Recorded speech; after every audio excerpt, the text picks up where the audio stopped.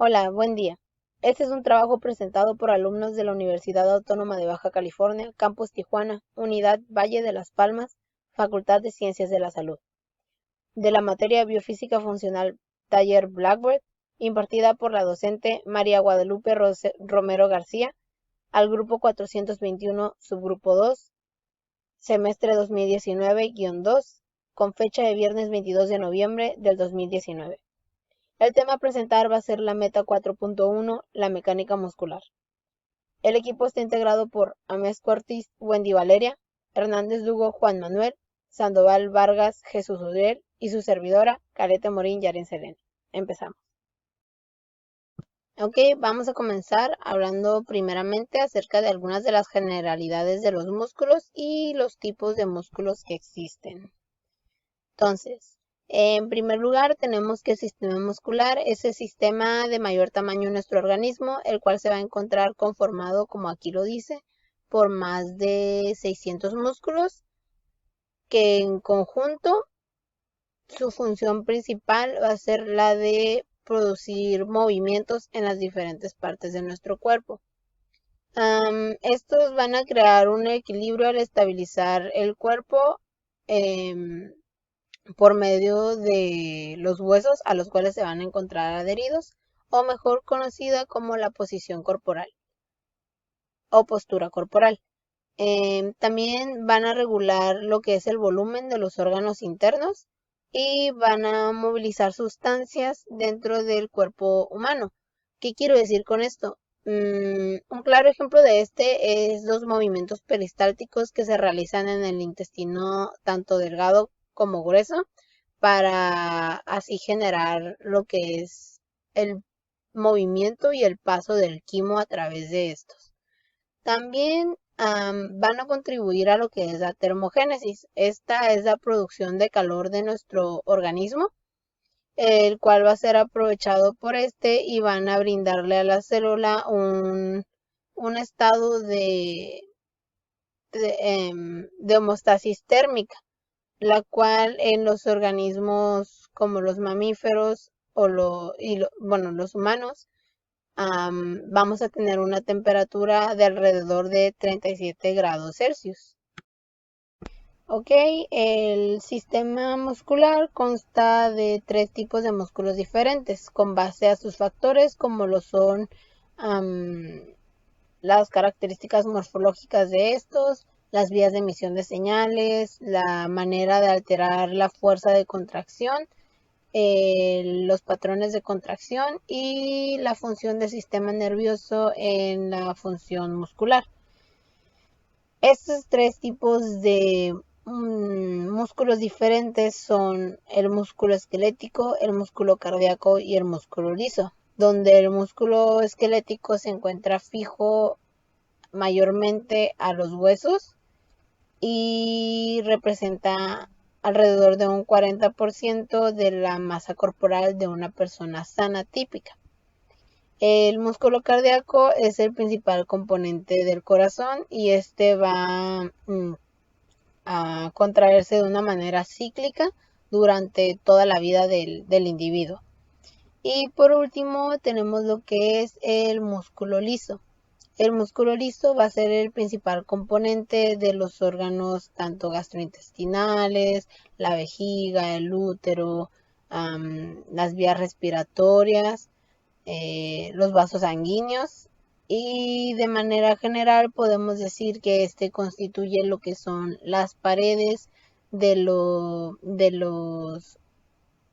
los órganos o las estructuras huecas que se encuentran en nuestro organismo, a excepción de lo que es el corazón, ya que este tiene su propio tipo de músculo que lo constituye. Tenemos que un 10% aproximadamente de estos músculos corresponden a lo que es el músculo liso y el cardíaco, a diferencia del esquelético que ya mencionamos, corresponde al 40% de la masa total corporal. Y aquí tenemos un ejemplo de la histología del músculo liso, del músculo estriado y del músculo cardíaco. Tenemos las células musculares cardíacas, las esqueléticas y las lisas, las cuales pues corresponden a los órganos o las cavidades que habíamos mencionado hace unos momentos. Diferencia de los músculos esquelético, cardíaco y liso. El músculo esquelético es voluntario y decide cuándo contraerse y cuándo no. Este músculo tiene aferaciones nerviosas por neuronas provenientes del sistema nervioso central. El siguiente músculo es el músculo cardíaco. Este músculo es involuntario y tiene contracciones espontáneas. Sin embargo, este se encuentra controlado por el sistema nervioso autónomo. Este sistema nervioso autónomo se encarga de la frecuencia cardíaca y de la contracción del mismo. Sin embargo, esto no lo puede hacer él solo. Por lo tanto, aquí interviene el sistema nervioso simpático. Es una rama del sistema nervioso autónomo. Este sistema nervioso simpático se encarga de aumentar la frecuencia cardíaca y el sistema nervioso parasimpático se encarga de disminuir esta frecuencia. El tercero es el músculo liso. Este músculo se encarga este músculo se encuentra en el intestino. A su vez, este músculo es involuntario y tiene varias formas de contraerse. Su diferencia es que, al contrario de los otros dos, este no ocupa referencias nerviosas para poderse contraer, y este, al estar en un completo estado de reposo, no se contrae, a diferencia del esquelético y el cardíaco. Este, a su vez, no ocupa de una contracción en sí mismo, sino lo que hace es un aumento en la fuerza de contracción o disminución de la misma. Ahora hablaremos de sus similitudes. Sus similitudes en el músculo cardíaco, esquelético y liso. La primera similitud que encontramos son los principios básicos de excitación y contracción del mismo. Esto quiere decir que en los tres intervienen lo que es la miosina y la troponina. La siguiente es su función, ya que los tres tienen una función de recubrimiento y de protección. Y la última función que tienen similitud, es el metabolismo. Este metabolismo es oxidativo en estos tres. Bien, vamos a hablar de la estructura de los músculos, el músculo liso, cardíaco y esquelético. El músculo liso es involuntario de manera general, el músculo esquelético es voluntario y el músculo cardíaco vamos a empezar con el músculo esquelético. Este músculo vamos a observar una fibra muscular aquí. Va a estar rodeada por tejido conectivo que le vamos a dar el nombre de epimio. Esta fibra muscular va a contener lo que son fascículos musculares que a su vez van a contener a las miofibrillas. El fascículo va a estar rodeado también por tejido conectivo y las miofibrillas también, pero el del fascículo se va a llamar perimicio y el de la fibra muscular o miofibrilla va a estar rodeada, va a ser el nombre endomicio. Ok. La fibra muscular o miofibrilla es la célula de este músculo esquelético. Va a estar formado por filamentos de actina y miosina. Y a los filamentos de actina se le van a unir las proteínas que son tropomiosina y troponina. En conjunto estos dos van a formar los filamentos de actina y filamentos de miosina. En conjunto van a formar lo que es nuestro sarcómero. El sarcómero es nuestra unidad contráctil del músculo esquelético. Si observan microscópicamente la característica de este músculo, se van a ver bandas gruesas y bandas delgadas. Las bandas delgadas van a ser los filamentos de actina y las bandas gruesas son los filamentos de miosina. Va a estar rodeado por una membrana que es conocido como sarcoplasma.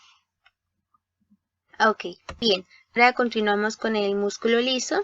Este músculo liso en sus células van a tener forma fusiformes, alargadas, van a tener un solo núcleo. También va a tener filamentos finos y filamentos gruesos. Los finos son los de actina y los gruesos son de miosina. Los gruesos van a ser de miosina tipo 2, va a ser un polipéptido de 2 cadenas. Y de 6 cadenas entrelazadas, 2 gruesas y 4 ligeras. Vamos a tener los filamentos finos, estos son de actina como ya antes mencionado. Pero a diferencia del esquelético, este va a tener unido la proteína troponina, simplemente va a ser la tropomiosina. Este músculo cuenta con sarcómero, entonces va a ser inervado por el sistema nervioso autónomo, o sea, va a ser involuntario. En su inervación tenemos dos músculo unitario. El multiunitario, este puede hacer su controlar cada célula independientemente una de otra. En cambio, el unitario, este necesitan todas las células unidas en conjunto y no pueden encontrar una independiente de la otra. Ahora continuamos con el músculo cardíaco. El músculo cardíaco, por último, sus células tienen forma apantanolada. Igual se van a observar estrías, bandas gruesas, bandas delgadas. Las bandas gruesas son de miosina y las bandas delgadas son de actina. A la actina igual se le van a unir la tropomiosina y la troponina. También va a contener un sarcómero, la unidad contráctil de este músculo, y su nombre. Van a tener discos intercalares y este músculo va a ser... Bueno, mi nombre es Jesús Sandoval. Yo les vengo a hablar de los materiales elásticos del músculo, ya que nos tocó el tema de mecánica muscular. Para poderles explicar este tema, principalmente tengo que explicarles lo que es elasticidad. La elasticidad es un concepto de la biofísica en el cual se utiliza las propiedades mecánicas para los sistemas. Como por ejemplo, es cuando un objeto o material puede distorsionarse y volver a su forma inicial. Se los voy a mostrar con un objeto que tengo aquí en la mano, que es una pulsera, la cual puede estirarse y volver a su forma normal. Como por ejemplo, no solo pueden ser estos, también pueden ser ligas, pueden ser gomas de mascar, resortes o hasta el músculo, que es de lo que estamos hablando, etcétera, etcétera. Después, tenemos las propiedades y tipos de fuerza. Por esto busqué la manera más simple de explicárselos, ya que no hay una manera más simple que esta. Puse esta imagen con la que pueden ver aquí, en la cual se encuentran los nombres totales, que es fuerza de tracción, compresión, fricción, torsión y cortante, de las cuales ahorita voy a hablarles más generalizado o más central a los temas de cada una para que puedan comprenderlas mejor de una manera más simple. Bueno, aquí tenemos lo que es la fuerza de tracción. La fuerza de tracción es una fuerza que se conceptualiza porque la fuerza va en sentidos opuestos. Por eso es que se estira, ya que van hacia los lados opuestos jalándose el material. En la fuerza de compresión es todo lo contrario. Busqué GIF para que puedan comprender de esto de una manera más simple, ya que está difícil ver con una imagen que no se mueve. Así que la de compresión es totalmente todo lo contrario, donde los sentidos van directamente al centro, o sea, van por polos opuestos también, pero van hacia el centro en vez de la periferia. Después tenemos las fuerzas de corte. Para las fuerzas de corte les puse estas GIFs también que son de materiales. Como podemos ver en el primer GIF del lado izquierdo, que vemos aquí arriba de mí, es donde se ejerce una presión de forma contraria, donde se ejerce en el mismo punto y normalmente logra cortar esto. Así como podemos usar como por ejemplo las tijeras, las pinzas o machetes, muchos materiales como para los que usan para podar o cosas así.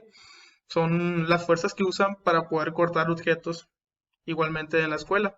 La fuerza de flexión. La fuerza de flexión para busco un ejemplo más simple. Aquí podemos ver en la imagen donde actúa en un eje perpendicular y longitudinal a su eje, pero realmente es como dos objetos en la periferia donde lo sostienen y en el puro centro se ejerce la fuerza, donde logra, como no hay nada sosteniéndolo ni ninguna estructura, logra hacer una flexión o puede permanecerse en esa forma y quedarse así para siempre.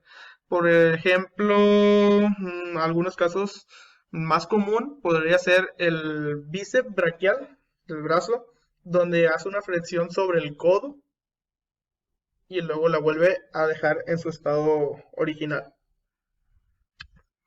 También tenemos las fuerzas de torsión. Para las fuerzas de torsión tenemos esta imagen que tenemos al lado derecho mío, en la cual vamos a mostrarles como para un ejemplo simple para que la puedan entender mejor. Se usan en estructuras para la construcción. Por ejemplo, cuando hacen castillos y arman con alambres y con varillas que las tienen que doblar de cierta forma para que esto soporte el peso de la estructura, estos se le llama fuerza de torsión a la que se ejerce sobre ellos.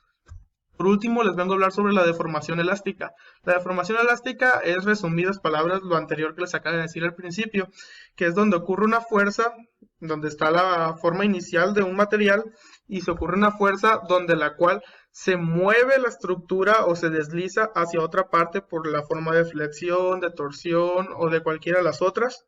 Y al momento en que esa fuerza aplicada se va o dejamos de hacerla, vuelve a su forma original, como por ejemplo podría ser un resorte que está estirado, lo aplastamos y en el momento en que lo soltamos vuelve a su estado original. Eso se le llama deformación elástica. Gracias por su atención. Bien, ahora continuamos con la ley de Hooke. Esta ley también es conocida como la ley de la elasticidad. Fue propuesta por el físico Robert Hooke en 1960. Ok, esta ley también, como ya antes mencioné, de la elasticidad, es el principio físico en torno a la conducta elástica de los sólidos, que aquí nos ayuda para comprender el funcionamiento de los músculos. Ok, aquí nos explica que esta ley nos explica que es el desplazamiento o la deformación sufrida de un objeto. Esto es determinado por la cantidad de fuerza que se le aplica sobre tal. Ok, más bien, va a ser proporcional a la fuerza que le fue aplicada a este objeto, la deformación o que va a obtener. Llegando a la conclusión que a mayor fuerza, mayor deformación o desplazamiento. Está dada por una fórmula que aquí vemos en pantalla, donde F es fuerza y se va a medir por newtons, y K es nuestra constante de elasticidad, también conocida como constante de muelle o constante de resorte. Esta ley nos ayuda a analizar los resortes. Ok, donde aquí vemos que X es nuestra longitud de desplazamiento o alargamiento, y aquí vamos a analizar la fuerza que necesitamos para que un cuerpo sea desplazado. En la imagen analizamos que la fuerza que aplica el sujeto va a ser la respuesta del resorte que va a provocar el desplazamiento, va a ser proporcional a la fuerza aplicada. Y es todo. Ley de Laplace. Esta fue inventada o descubierta por el científico francés del mismo nombre, Laplace. Esta ley nos da la relación entre la presión de afuera, o una presión exacta, con la presión de un organismo, de un tejido, de un órgano. Esto, en el área médica, nos va a ayudar en los siguientes casos. En el caso de los capilares, nos ayudará ya que nos dará la presión intersticial, nos dará la presión de los vasos sanguíneos. Esto es de sumamente importancia. La otra es la presión alveolar. Esto nos dará la presión que necesitas para que un alveolo no se rompa, para que un alveolo no pueda ser dañado. En la insuficiencia cardíaca, esta presión lo que hace es que da un trabajo excesivo cardíaco. Al dar ese trabajo excesivo cardíaco, se va a dificultar o se va a aumentar el trabajo en los ventrículos dilatados a diferencia de los normales. En el caso de la estenosis aórtica, se ejerce una presión muy grande dentro de los ventrículos y de la misma aorta. Esto lo que va a hacer, aparte de una deficiencia y un sobreesfuerzo del ventrículo, va a producir un estrés sobre la pared cardíaca y esto nos puede llegar a un mayor problema. Y el último caso es el aneurisma. Este es un caso por el que la presión, los vasos se van adelgazando, una parte de los vasos se adelgaza y aquí es más probable que se haya un rompimiento del vaso y que esto causando un grave problema. Tipos de contracciones musculares. Existen diversos tipos de contracciones musculares que, dependiendo de lo que vayamos a utilizar, estará destinada a una fibra o a un movimiento específico. En esta ocasión vamos a mencionar los más importantes y las de mayor uso, por lo cuales vamos a decir las contracciones isotónicas, contracción isométrica, la isocinética y la auxotónica. Para comenzar, vamos a hablar acerca de la contracción isotónica. Esta contracción, desde el punto de vista fisiológico, se denomina como la contracción que está destinada a que sus fibras musculares tengan dos funciones, la de contraerse y la de alargarse o modificar su longitud. Estas se caracterizan como las más comunes, ya que son las que más se realizan en lo que son las actividades deportivas, en las actividades físicas y en el desenvolvimiento de la vida diaria, ya que en su mayoría las tensiones musculares de estas van a ir acompañadas de lo que es un acortamiento o un alargamiento de las fibras musculares de ciertos músculos de los cuales se van a realizar. Perdón. Este tipo de contracción se va a dividir en dos, en la concentración concéntrica y en la concentración excéntrica. La concentración concéntrica es aquella contracción en la que el músculo va a generar una tensión y a la vez se va a contraer. Un ejemplo de esto es comúnmente cuando una persona va al gym y ejerce una fuerza para levantar lo que es una pesa. Esta fuerza o esta contracción va a generar que el codo se flexione y va a hacer que ambos músculos se junten, se contraigan y de esta manera generar este tipo de contracción. Y la concentración excéntrica va a ser lo contrario de esta. Va a ser cuando el músculo crea una tensión, pero la fuerza va a ser superior a la tensión de esta y el músculo termina cediendo de esta manera, alargándose. El movimiento opuesto a lo que acabamos de mencionar sería el alejamiento de la pesa del brazo. Este va a ejercer una fuerza, pero va a ejercer una tensión, pero la fuerza ejercida para separarlo del músculo bíceps va a ser mayor, por lo que va a generar que el músculo se alargue. La concentración isométrica es cuando el músculo genera una tensión, pero no crea ni un acortamiento ni un alargamiento de las fibras musculares. Un ejemplo de esto se puede ver cuando mantenemos una pesa en una posición sin realizar el movimiento de acortar o alargar la fibra muscular. Se está ejerciendo una fuerza, la cual va a ser igual al peso que la sostiene. Otro ejemplo de esto, otro ejemplo muy común es cuando se realizan lo que conocemos como las famosas planchas, que es la imagen de la izquierda, y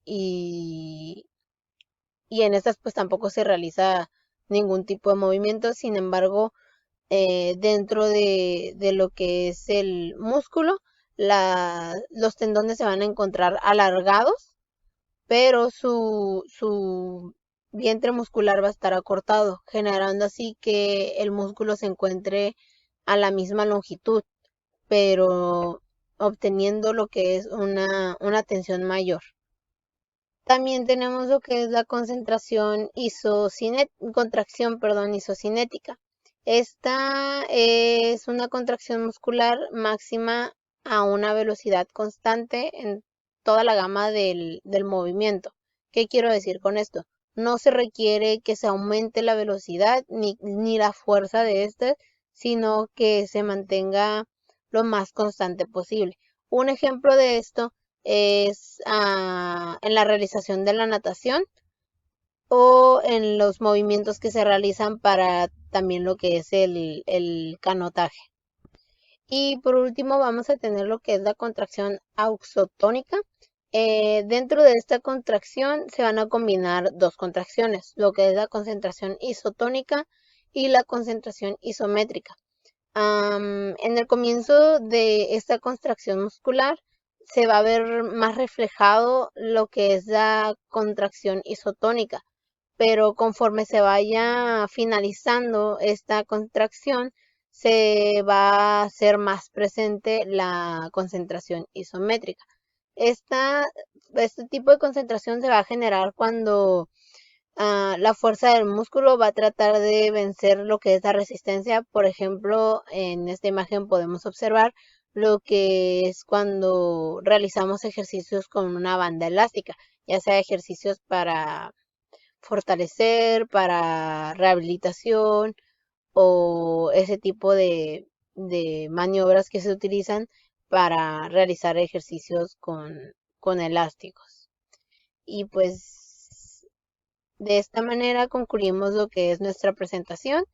Las referencias las sacamos de lo que es el libro de Tratado de Fisiología Médica de Guyton, Fisiología Médica, un enfoque de aparatos y sistemas de Raff, y deformaciones de los tejidos de Adrián M.J. de Cooper.